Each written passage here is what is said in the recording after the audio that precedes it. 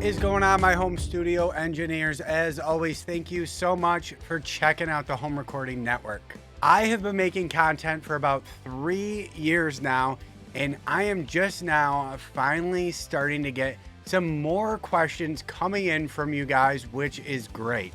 If you have a question, ask it, and I would probably be more than happy to make a video for you. Someone recently asked if I can make a video on MidSide processing and more specifically, MidSide equalization. So if you want to learn about MidSide EQ and when to use it, this is the video for you. It's probably just easier for me to jump into the DAW and explain this stuff to you guys. So we're going to get right into that. But first, if you like this video or you find it helpful, please remember to like and subscribe. Any support is just super helpful to me as I continue to grow the Home Recording Network. All right, guys, let's hop into Logic. All right, so MidSide EQ. Well, first, mids and sides. What's that, right? So when we hear a mix, we are hearing both the mids and the sides of the mix, the left and right.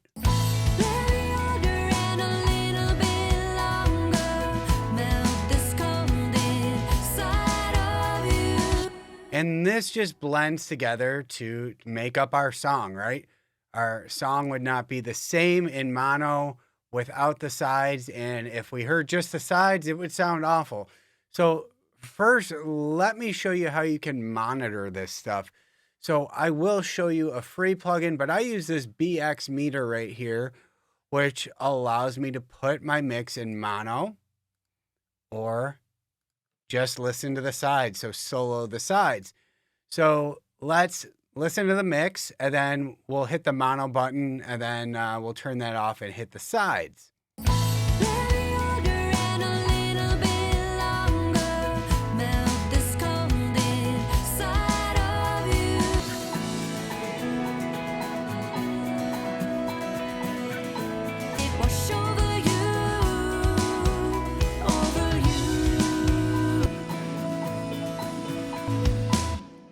Pretty cool, right?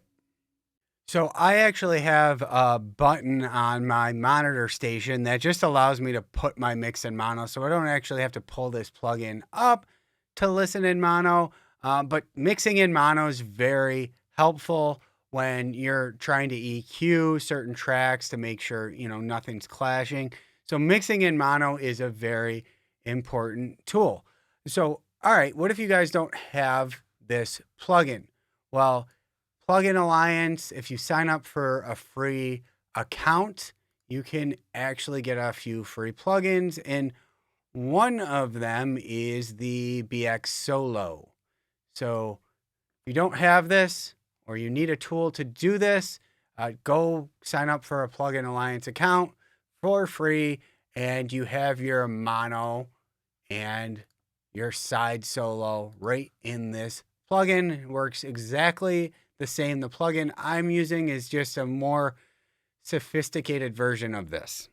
So as we can tell, if we solo the middle of the mix again, this is really the meat of our song.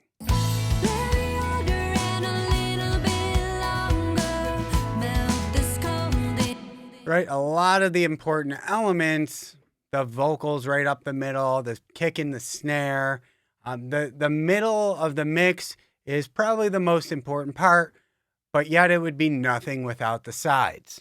So if we listen to just the sides, you can hear that it's a lot of the effects, the reverbs, the delays, things panned out wide.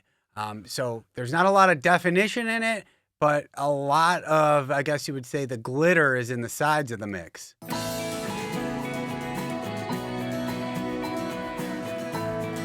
Yeah, all that fancy stuff that really spices up the mix. So what happens if we want to EQ the sides in the middle of the mix independently? Well, you're gonna need some sort of MidSide processor. So I'm just gonna bring over my BX Digital version 3, which you may not have, but after this I'll show it with another plugin. And if you guys want, I can make another video showing you how to do this and logic. So on this plugin, we have two sides. We have this left side, which is the mono or the middle of the mix. And then we have this right side, which is the sides of our mix. And what's cool about this plugin, if we start working or messing with any of the knobs, it's actually going to solo the information we're working on. So if we're messing around with the EQ for the sides, it's going to solo the sides. Or if we're doing that for the middle of the mix or the mono section, it's going to solo that. Now, you don't have to set it like that, but it is pretty useful. Let's say I wanted to add a shelf boost to the high end of the sides of our mix. I can change this to shelf. We're boosting everything above 6K. And if we start messing around with this knob, it's going to solo our sides.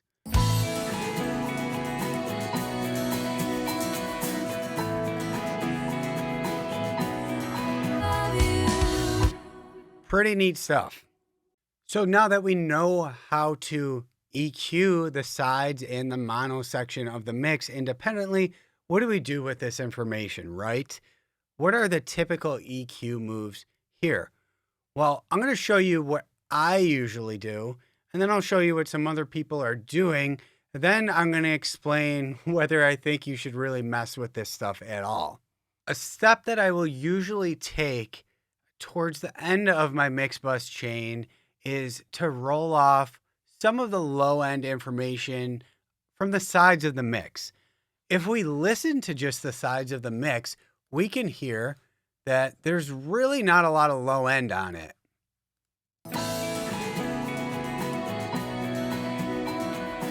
Barely any low end.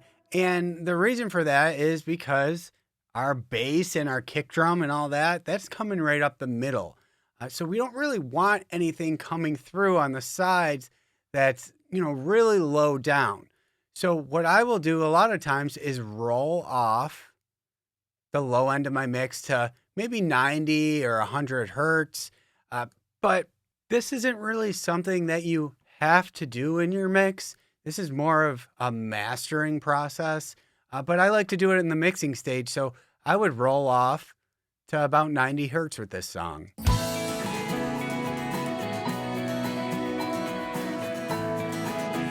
And that's just to ensure that there's no low end coming through on the sides. Again, this is probably going to be done in mastering. If I sent this to someone, they're probably going to ensure that, this is in there or something like this.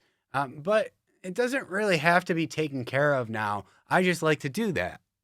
A mastering engineer might shave off a little bit of the mono section as well, maybe to 25 hertz.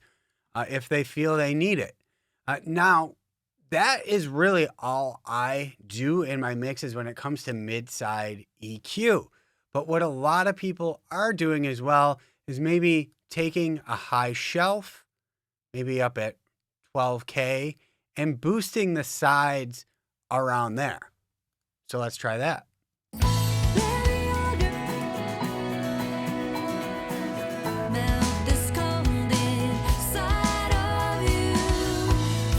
And you can make them sound really exciting by really boosting it up.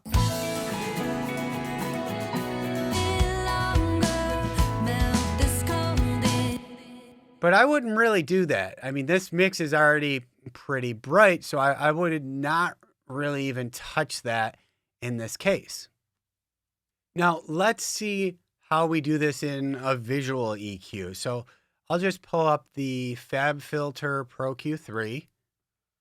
And we can do the exact same thing with this plugin. Let's do the same thing we did in the other plugin. So I'll create a band, and I'm actually going to make it just the sides. So here, you're usually in stereo, but here you see we can select the left or right if we just want to EQ those. We can EQ just the middle, or we could do the sides.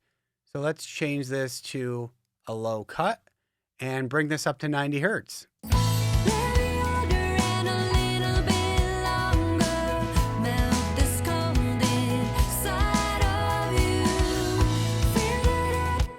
And then let's create another band, just like we did in the other one.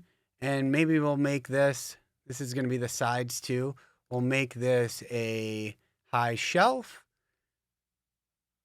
Fix the Q a little bit. And we will take this up to 12K and we'll do some boosting.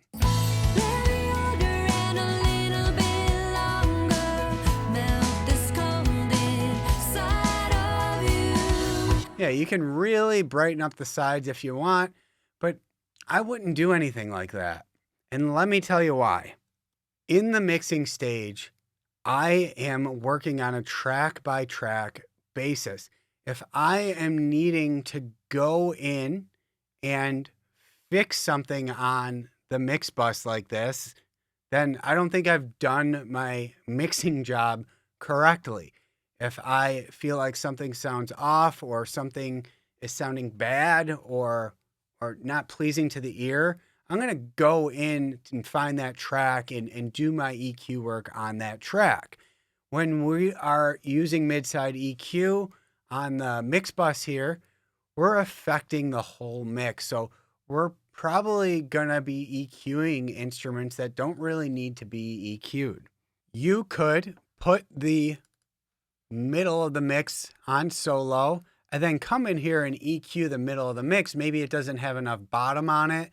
So let's play the song. I'll make a middle EQ point here and let's add some more bottom.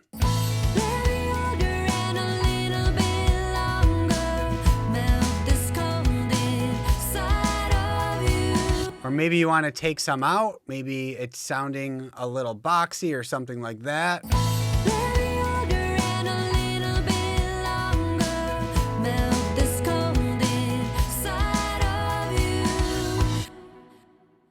But again, with these EQ moves, we're going to be affecting all the tracks in our mix. If you feel like you need more low end, go into your kick or your bass and boost low end there. Nothing really has to be done, with MidSide EQ on your mix bus like this. Over the past 15 years, I've invested in a lot of sites that the pros show you how they mix their songs and all that. And it's really great information, but I never see them going in and making adjustments like this in the mixing stage. Again, this is more of some mastering work. If something really needs to be tweaked on the sides or brightened up, I would leave that for the mastering stage. I would get your mix sounding great without any mid-side equalization. Again, if you're soloing just the sides and taking a listen and there's offending frequencies in there, I would go back and find those tracks and fix it in the mix instead of just throwing something on your mix bus like this. One spot where I recently did use mid-side equalization was on a pair of overhead mics. So I received a pair of overhead mics off a drum kit where the snare was clearly louder on the left side than the right side. So I actually went in, made a band, and chose just the left side and EQ'd that spot out. So that's one spot recently that I can remember actually, using this in the mixing stage. But I'm usually not using a ton of this in my mix. Now, if you have more questions about this, feel free to ask. And if you want to see how to do this in Logic, I'd be happy to make a video on that as well. So that's it for today. Happy mixing, guys. Hey guys, if you like this video, be sure to download your free Ultimate Home Studio Mix Guide with your go-to EQ and compression settings for all your tracks. And also be sure to register for my free online mix training that I hold a couple times a week so that you can learn how to make radio quality music from your home without breaking the bank.